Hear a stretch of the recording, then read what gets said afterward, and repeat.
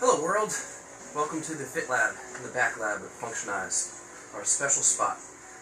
Before we get together on Fat 101, the goods, the bads, the uglies, the awesomes, if you like people and you've got some family and friends that you would like to get the actual, real, nitty-gritty and the no trends, no fads, the actual truths behind things, take a quick second as you're watching this to share it to everybody on your list. Invite them to where you're watching this now, on whatever group it is, and share, share, share. No point in getting information from the wrong sources, always best to share from the right sources.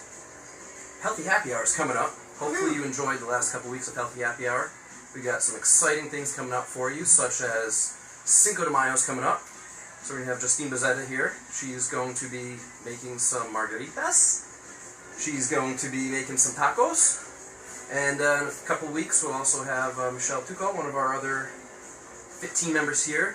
She's in the midst of creating a smoothie truck, and we're going to be out here tasting all the many fun different smoothies. It's going to be a lot of fun. Yeah.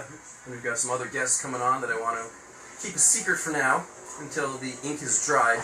But we got some other really big names coming on the show, and we can't wait. It's going to be a lot of fun. And for those of you who missed out on it, Healthy Happy Hours are when, Jim?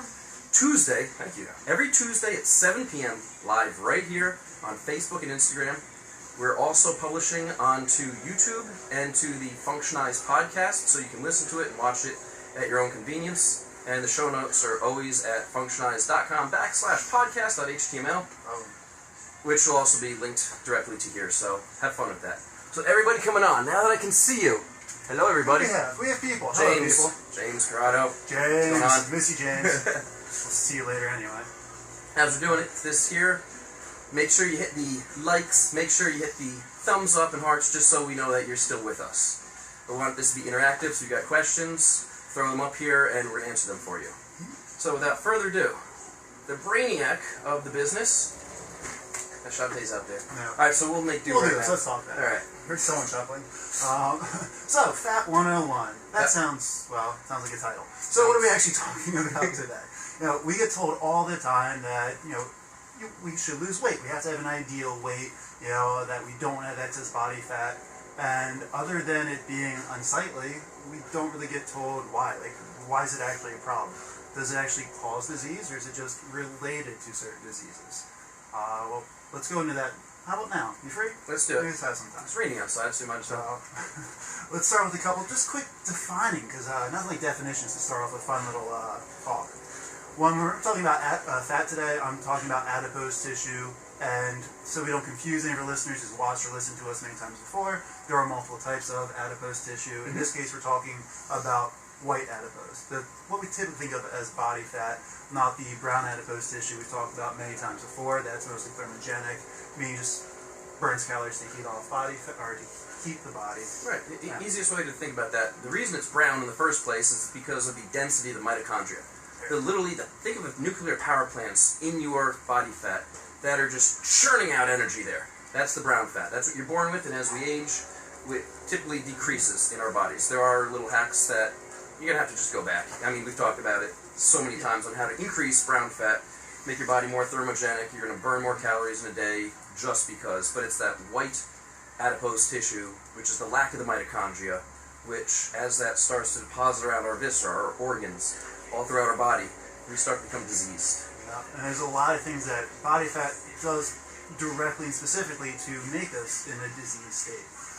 First thing I want to point out, though, is more of the definition part, is when we say people about overweight or obese, they get asked this all the time, am I overweight? Am I obese? And not like that's not an awesome question asked, me, but how do we actually tell? A lot of people understand the whole BMI component, which is a height versus weight ratio, and if we haven't said it before, based on that, we're obese.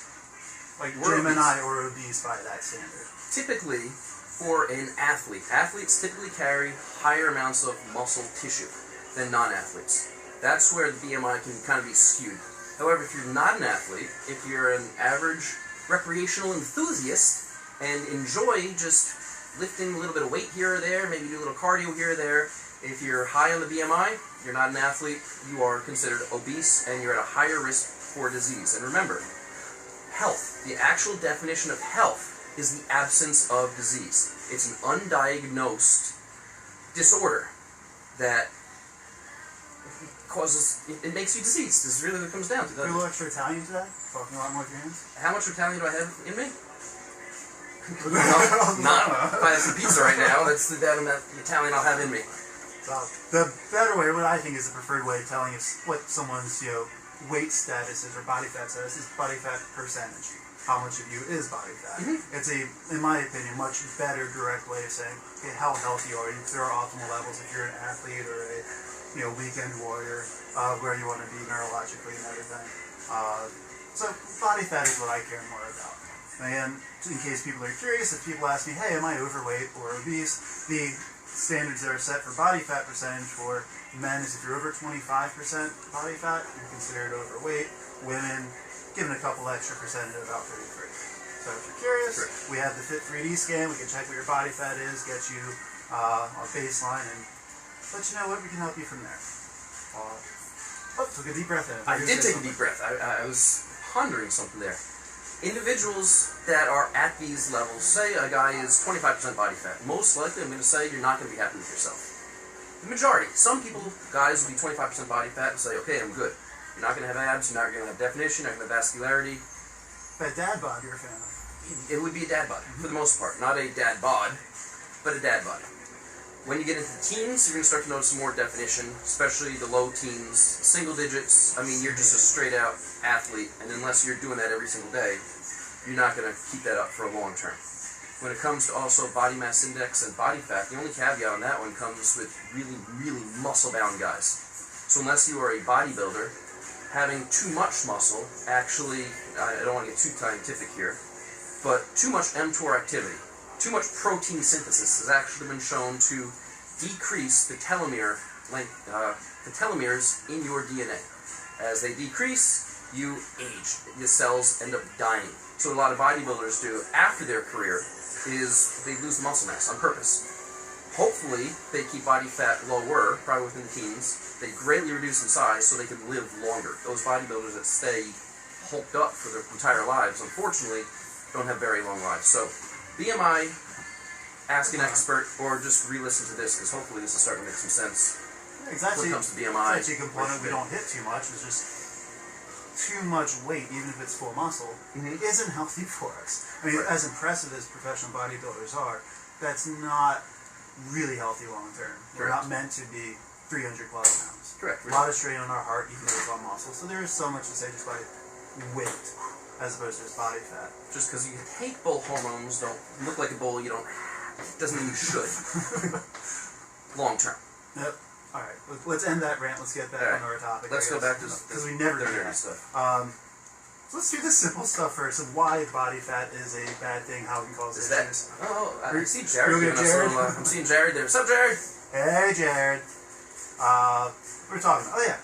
So let's do the simple stuff first. The excess body fat is just physically, it's excess weight, which is more weight on our joints, more likely to, in theory, increase the chance that we get arthritis. At the very least, you're more likely to get pain because we're not, again, meant to have that much weight on our hips, or our back, or our knees, or feet, etc.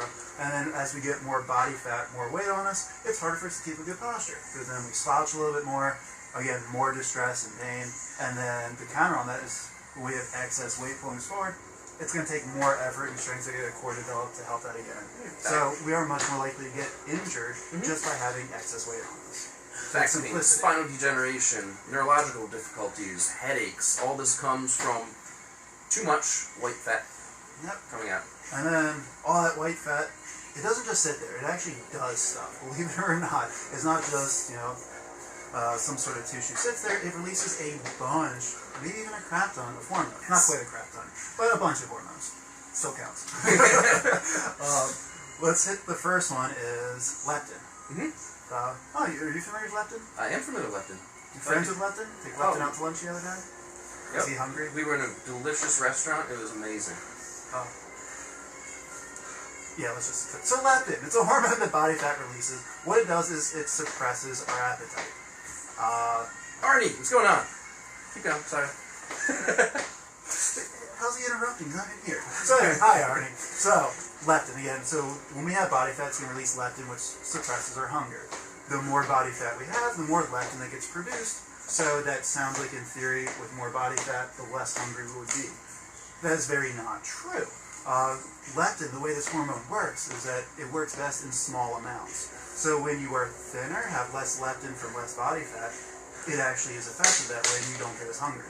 When you get too much body fat, you start dumping in this hormone leptin in our body. Instead of suppressing hunger, the part of the brain it actually targets, the hypothalamus, becomes desensitized to it.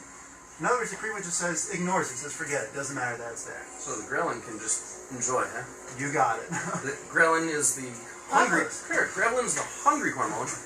I always think of ghrelin as gremlin. You got these gremlins telling you eat, eat, eat, eat, and you become this like gremlin gorging. So leptin would shut the ghrelin off, the little gremlin would go to bed. But if the receptors are not saying, hey, I'm working here, I'm recognizing leptin's being released, then the gremlins just take over, and it's going to be a difficult process. So yeah, just having an excess body weight, it does make it harder to feel full, which only gives a negative feedback loop. Pretty much, well, make me want to eat more. And what do we typically eat when we get hungry? It's always the healthy food, right, Jim? For me? Right. So it ends up, again, it starts getting desensitized just like insulin does, which causes diabetes, and I'm sure that's going to come up in conversation in the next 3 minutes. Let's do another fun hormone that fat releases. Actually, this isn't a hormone as much, but aromatase. Aha! Who knows what aromatase is? Anyone raise their hands? Anyone else? Anyone else? Anyone? Jared? Raise your hand, give me a thumbs up, give me a little something for a hormone. Give me a thumbs up. I don't know if this answers the question or not, but awesome. So aromatase. Again, what this hormone does, or enzyme, is it converts testosterone and turns it into estrogen. Okay, I mean, that might sound like bad, it might sound good. Having too much of that is not necessarily good. Testosterone does many things. One of the focal points it does is main drives your metabolism. Estrogen, in too much excess, actually slows down our metabolism, as well as estrogen is the basis for a lot of cancers, mostly hormonal cancers. Breast cancer is the most common one that's talked about with it. So having more body fat is going to convert more testosterone into estrogen, increasing your chances of cancer, slowing down your metabolism, slowing down your muscle growth. So if you're trying to put on muscle, it's going to be harder to do it with excess body fat as opposed to if you're already lean, which is one of my arguments about the whole bulking phase. And so, like, I never really understood that to begin with. That's not an argument I'm going to have right now, unless you really want to. I don't argue. I agree with it. Who would we argue about? And see if anyone else wants to argue. Check that. And then other issues with having high estrogens from this is, with women, it can cause anything from headaches, cold hands and feet, insomnia issues, lower sex drive, and irregular menses. All these can be problems that lead to other problems. Guys, we have similar-ish issues, as in, it's normal to get insomnia, we can end up getting lower sex drive, gynecomastia, also known as man boobs. This is why a lot of guys, when they are taking testosterone, it also increases estrogen. As testosterone goes up, estrogen goes up, kind of balances. So they take an anti-aromatase in order to lower that estrogen back down to what should be normal levels. And the reason to be taking testosterone really should only be to have that normal levels, not abnormal levels. Yeah, the anti-aging effects. Correct. As we age, when our body's not producing as much anymore, then that's the time it shows, effective to be able to help out. Absolutely. There's more hormones. Wow. How about resistin? Are you familiar with resistin too? Bodies with leptin? We can do resistin. We can do resistin. Let's do resistin. So another hormone, you're going to notice the pattern here, is, it actually says kind of in the title, what does help with insulin resistance. Meaning, when we eat something, insulin's supposed to pull those nutrients into our cells so that we can use it for energy. And one of the key characteristics of diabetes is no longer able to do that. Meaning that our body gets resistant to the insulin. Resistant causes that directly. So this is where the whole increasing your body fat actually does directly help to cause diabetes. Absolutely. It's not the direct main cause, but it's one that is going to come with us. Again, with your lifestyles, the poor dietary habits, poor lifestyle choices, they're all going to add up to it. There's so many things that having excess fat, other than it just being excess weight, it's directly causing diseases, which we'll get to momentarily. Another one that fat does is it releases inflammatories, makes your body pro-inflammatory just by having body fat. This is also one of the things that resistant also does. And it releases, if you've ever heard, I know you have, don't raise your hand anymore, Jim, but interleukin 136, tumor necrosis factor, things that are known to cause this long-term systemic inflammation. And what is the number one cause of weight gain? Inflammation! Makes it harder to lose weight, and then again, inflammation is the basis of so many diseases. Diabetes is inflammation of the pancreas. We have what? Crohn's disease, IBS, colitis, they're all inflammation of the bowel, which leads to colon cancer, which is skyrocketing through. I mean, this is all inflammatory, which the two main things that cause inflammation in our bodies is what we eat. We've talked about food sensitivities enough, I wasn't planning on touching that one, but sugar is the big one. And then again, body fat is going to make us more inflammatory. And then one little tidbit is having with body fat, it messes a little bit with our neurotransmitters. Mainly things like serotonin and dopamine, the happy hormones or the endorphins.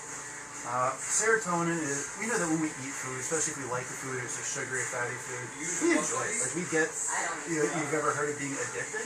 This is directly why. When we eat something that's carb heavy specifically, lesser extent for things that are high protein or high fat, our body or our fat cells are going to release serotonin, that happy feel-good hormone, when we get that insulin surge.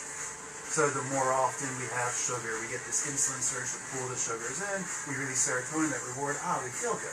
Eventually, we start running low, so to speak, on serotonin, and then we start craving it to get that little rush, get that fix. And that's where the addictive part comes into. The more body fat you have, the more likely you are to release high levels of serotonin, burning out your stores and needing that fix. So it's a feedback loop here where you become addicted, so you become obese, and because you become obese, you become more addicted. It's this vicious cycle, and really, those that are obese do have psychological issues. There are psychological problems. And once those psychological problems can be overcome, the weight will come off. Time and time again. Once we remove what is that mental block, what's that need for that rush, for you to feel better about yourself, then you will lose the weight, you will feel better, and you will start to get that rush and that feeling without the sugar and the processed carbs and whatever may be causing even greater inflammation for that spike of, well, all that. All that. I mean, it also comes into play with stress eaters. You have some people that don't eat at all when they're stressed. You have people that eat everything when they're stressed. Not a direct correlation, but it has shown that people with higher body fat are more likely to be those that are stress eaters, not stress resistors. I guess is the best way you can call it. And again, the serotonin loop of dropping all of those happy hormones to get the addiction of, I just won by eating cake. Well, I mean, just, again, that feedback loop just constantly makes it more intense, a little stronger feeling, and it's harder to break the habit. Absolutely. And then you get depressed by it, so you go eat more cake, get the happy feeling, and now I want cake. So, as we kept saying, we've mentioned about the hormone issues, how these can cause problems. Let's see through the direct problems that they cause, because there's so many comorbidities that come with just having excess body fat. Meaning a lot of diseases that are directly caused or related to having excess weight. I've already named most of the big ones. You get diabetes. I feel like we've beaten this one. Do you want to talk any more on that one? Nope. We'll touch a little bit on depression a little bit. Any GI issues, again, can get benefited from just losing weight, being less inflammatory. So again, the Crohn's disease, irritable bowel syndrome, those have been skyrocketing. We see many people in here that come in with huge. And then what's more remarkable is how much that stuff changes and can get better with just a quick little lifestyle change and a couple pounds lost. Yes. Significant. You don't have to deal with, we'll call it running stool all the time. There are much better ways around this. Other issues, heart is the big one.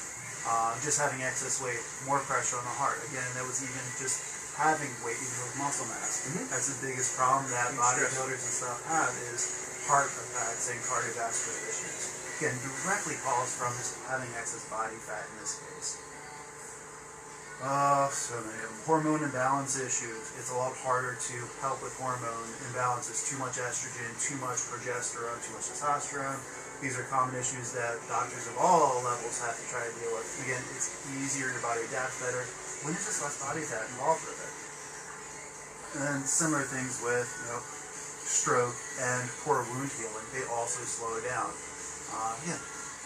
All these little factors that help you make it healthier, we done just by losing a little bit of body fat.